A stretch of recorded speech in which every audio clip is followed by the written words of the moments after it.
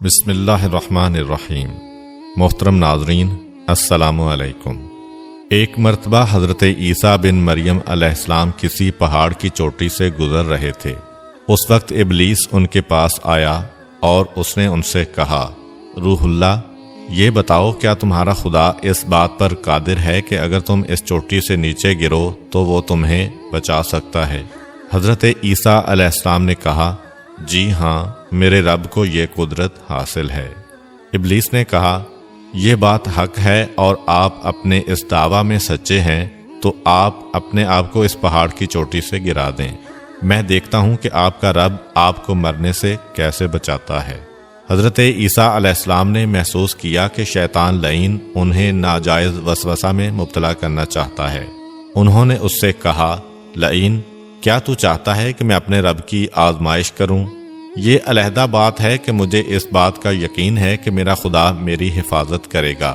اللہ کا ہر فرمان برحق ہے اور ہمیں اس میں شک کرنے کی کوئی گنجائش نہیں ہے، لیکن میں خدا کی آزمائش نہیں کرتا۔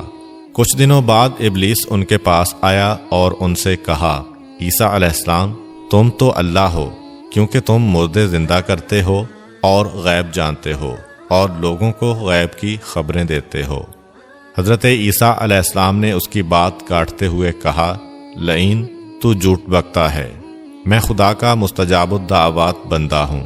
اللہ میری دعائیں قبول کرتا ہے اور اسی کے حکم سے مردے زندہ ہوتے ہیں، اور جہاں تک غیب کی باتوں کا تعلق ہے تو خدا مجھے غیب کی اطلاع دیتا ہے، میں لوگوں کو اس کی خبر دیتا ہوں۔ جب ابلیس نے دیکھا کہ عیسیٰ علیہ السلام اس کے جال میں پھنسنے پر آمادہ نہیں ہیں تو اس نے چیخ ماری اور ان کے سامنے سے بھاگ کھڑا ہوا۔ ابو نصر نشاپور کا ایک سلطان ہو گزرا ہے۔ ایک مرتبہ وہ لاؤ لشکر سمیت اپنے دارالحکومت میں داخل ہو رہا تھا کہ ایک مکان سے قاری کی آواز نے اسے چونکا دیا۔ ابو نصر قرآن سننے کے لیے رک گیا۔ قاری نے دلسوز آواز میں سورہ آل عمران کی آیت نمبر 26 کی تلاوت کی، جس کا ترجمہ یہ ہے، آپ کہہ دیں کہ اے اللہ، تو ہی مالک الملک ہے، تو جسے چاہے سلطنت عطا کرے اور جس سے چاہے سلطنت چھین لے، اور جسے چاہے عزت دے اور جسے چاہے ذلت دے، تمام بھلائی تیرے ہاتھ میں ہے، بے شک تو ہر چیز پر قدرت رکھتا ہے۔ اس آیت مجیدہ نے سلطان کے دل پر گہرا اثر کیا۔ وہ یہ آیت سن کر کانپ اٹھا، گھوڑے سے اترا اور رکوع کیا، پھر سجدہ بجا لایا۔ کچھ عرصہ بعد اس قاری کی وفات ہو گئی۔ اس کے ایک دوست نے خواب میں قاری کو دیکھا کہ خدا نے اسے جنت میں عظیم مقام عطا کیا ہے۔ اس نے قاری سے پوچھا کہ تجھے یہ مقام کس وجہ سے نصیب ہوا ہے؟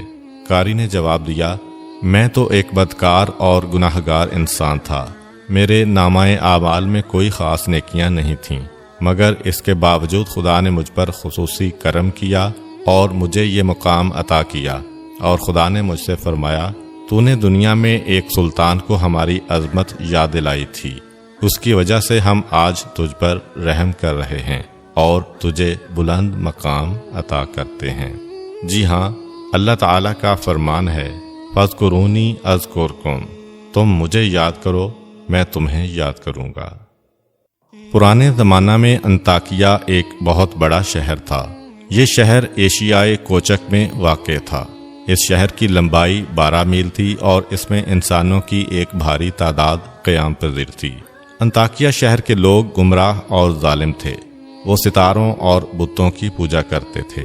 اللہ تعالیٰ نے ان کی رشد و ہدایت کے لیے ان کے پاس 2 نبی بھیجے۔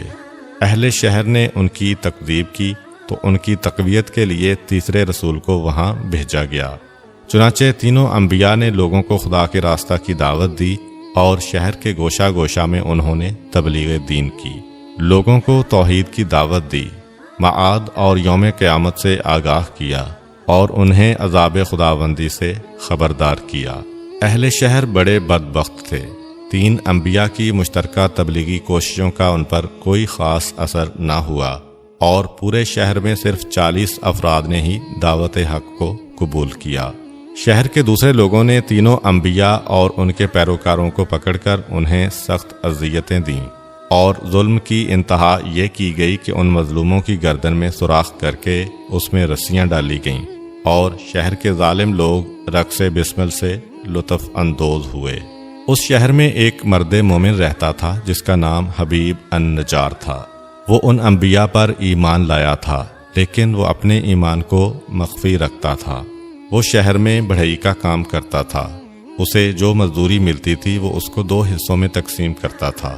ایک حصہ اپنے اہل خانہ کو کھلاتا تھا اور دوسرا حصہ غرباء و مساکین میں تقسیم کرتا تھا۔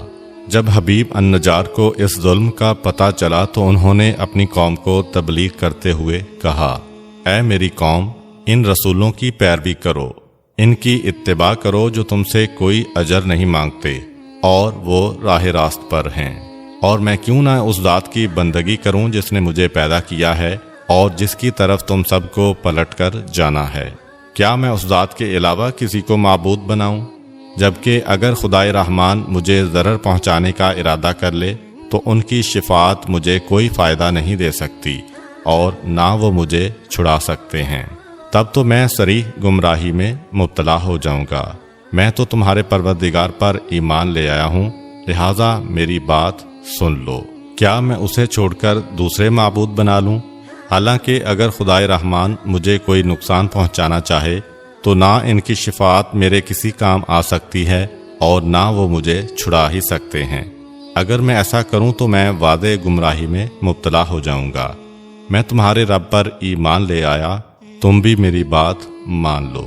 لیکن ظالم لوگوں نے ان کی بات پر کان نہ دھرے اور ان کی نصیحت سن کر خواب غفلت سے بیدار نہ ہوئے، بلکہ ظالم درندے یکدم اس پر ٹوٹ پڑے اور بیچارے کو اتنا مارا کہ اس کی آنتیں باہر نکل آئیں۔ پھر اس کا گلا دبا کر قتل کر دیا اور لاشا کو ایک کنویں میں ڈال کر اس میں مٹی ڈال دی گئی اور وہ کنواں اس کا مدفن بن گیا۔ بعض روایات کے مطابق ظالموں نے اسے پکڑ کر آری سے 2 حصوں میں تقسیم کیا تھا۔